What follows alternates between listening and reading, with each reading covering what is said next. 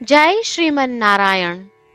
રામાનુજદાસ શ્રીમાન ગટ્ટુ વેણુગોપાલ સ્વામી દ્વારા વર્ણન કરેલ શ્રીમદ ભગવદ્ ગીતાનું ગુજરાતી ભાષાંતર હું આપને કહી રહી છું. અધ્યાય 11 વિશ્વરૂપ સંદર્શન યોગ, શ્લોક 45. અદૃષ્ટપૂર્વં હૃષિતોસ્મિ દૃષ્ટ્વા ભયેન ચ પ્રવ્યથિતં મનો મે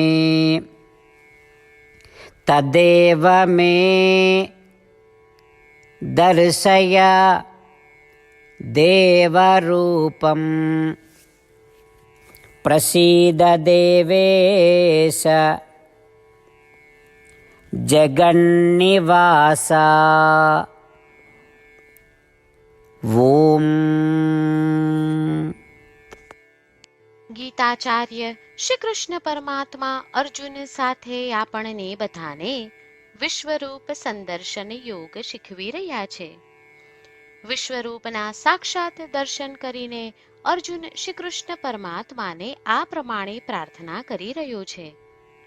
હે શ્રી કૃષ્ણ, હું તમારું ભવ્ય વિશ્વરૂપ જોઈ રહ્યો છું, જે મેં પૂર્વે ક્યારેય જોયું નથી, અને અત્યંત આનંદ અનુભવી રહ્યો છું. પણ તેમ છતાં મારું મન ભયથી કાંપી રહ્યું છે. તો હે શ્રી કૃષ્ણ, કૃપા કરીને મારા પર દયા કરો અને મને તમારું પૂર્વોક્ત સ્વરૂપ બતાવો. હે શ્રી કૃષ્ણ, તમે સર્વે દેવતાઓના સ્વામી છો. હે શ્રી કૃષ્ણ, તમે સર્વે લોકોના સ્વામી છો. આ પ્રમાણે અર્જુન શ્રી કૃષ્ણ પરમાત્માને વિશ્વરૂપ પાછું ખેંચવા અને તેમનું શુભ મનોહર સ્વરૂપ બતાવવા માટે પ્રાર્થના કરી રહ્યો છે. ચાલો આપણે પણ શ્રી કૃષ્ણ પરમાત્માને તેમના અત્યંત મનોહર સ્વરૂપને પ્રગટ કરવા માટે પ્રાર્થના કરીએ, જેથી આપણે સર્વદા આપણા હૃદયમાં તે મનોહર સ્વરૂપની ઉપસ્થિતિની કલ્પના કરી શકીએ અને તેને અનુભવી શકીએ. શ્રી કૃષ્ણ પરમાત્માનું શરણ લઈ આપણા જીવનને અર્થપૂર્ણ બનાવવાનો પ્રયાસ કરતા ચાલો આપણે બધા અર્જુનના શબ્દોનું આ શ્લોક સ્વરૂપે પુનરાવર્તન કરીએ. અદૃષ્ટપૂર્વં હૃષિતોસ્મિ દૃષ્ટ્વા ભયેન ચ પ્રવ્યથિતં મનો મે તદેવ મે દર્શય દેવરૂપં પ્રસીદ દેવેશ જગન્નિવાસા. શ્રી કૃષ્ણ પરમાત્માએ આખી ભગવદ્ ગીતાનો સાર અધ્યાય 18ના શ્લોક 65 થી 70માં 8 ઉપદેશ દ્વારા કહ્યો છે. શ્રી કૃષ્ણ કહે છે, જે મારા આ 8 ઉપદેશ અનુસરે છે તે મને પ્રિય છે. એ સર્વે ભક્તોનું હું બધી જ રીતે રક્ષણ કરીશ. શ્રી કૃષ્ણ પરમાત્મા પાસેથી આખી ભગવદ્ ગીતા સાંભળ્યા પછી અર્જુન કહે છે, કરીશ્યે વચનમ તવ, એટલે કૃષ્ણ, હું તમારી આજ્ઞાનું પાલન કરીશ, તમે કહો છો એમ કરીશ. અને આથી જ શ્રી કૃષ્ણએ દરેક પ્રકારના યશ અને વિજય અર્જુનને આપ્યા છે. તો ચાલો આપણે પણ પરમાત્માને 8 વાતો પાળવાનું વચન આપીએ. પરમાત્માને આપેલા વચનથી મોટી કોઈ પૂજા, તપ કે યજ્ઞ નથી. 8 પ્રતિજ્ઞાઓ જે આપણે લેવી જોઈએ તે હું હવે કહું છું. આપ સૌ પણ એનો મન અને હૃદયથી વિચાર કરો. આ રીતે શ્રી કૃષ્ણને વચન આપતી વખતે આપણે સૌ શ્રી કૃષ્ણની હસતી મુખમુદ્રાનો મનમાં વિચાર કરીએ અને પરમ આનંદનો અનુભવ કરીએ. જય શ્રીમન નારાયણ. આપણા 8 વચનો આ પ્રમાણે છે.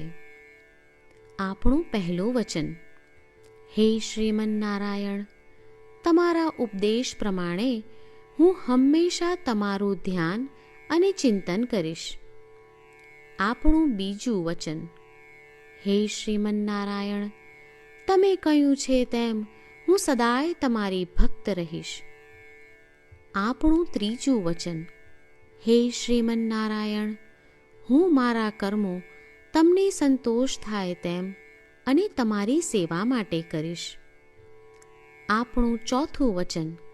હે શ્રીમન્નારાયણ, તમે અનુસરવા કહ્યું છે તેમ મને પૂર્ણ શ્રદ્ધા છે કે હું તમારી છું. હું સદાય મારા હાથ જોડી તમને નમસ્કાર કરીશ, તમારી ભક્તિ કરીશ. આપણું પાંચમું વચન. હે શ્રીમન્નારાયણ, હું તમારા શબ્દો યાદ કરું છું. મામેકમ શરણમ વ્રજ. તમે તમારી શરણમાં આવવા કહ્યું છે. શ્રીમન્નારાયણ, હું માત્ર તમારા જ શરણમાં છું. આપણું છઠ્ઠું વચન. હે શ્રીમન્નારાયણ, આપે કહ્યું છે મા શુચ.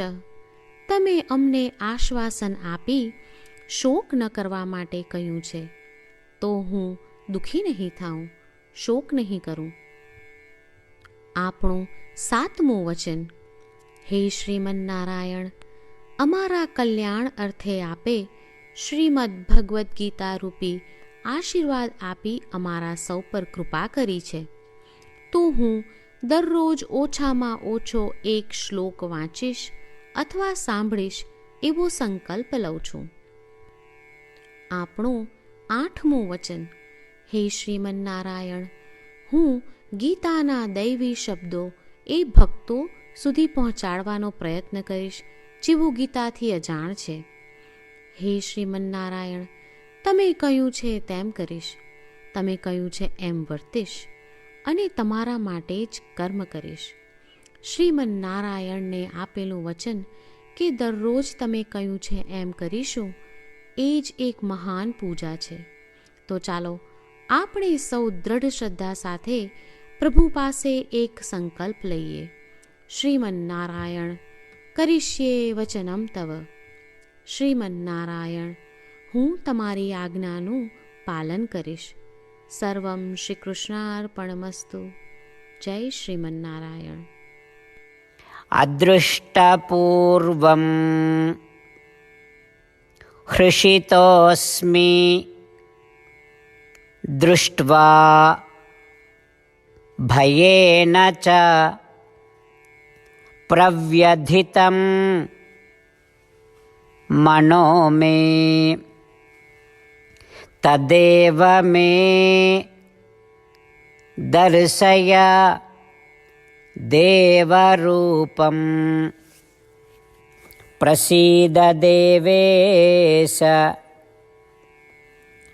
જગન્નિવાસા. ઓમ. અદૃષ્ટપૂર્વં હૃષિતોસ્મિ દૃષ્ટ્વા ભયેન ચ પ્રવ્યધિતં મનો મે તદેવ મે દર્શય દેવરૂપં પ્રસીદ દેવેશ જગન્નિવાસા.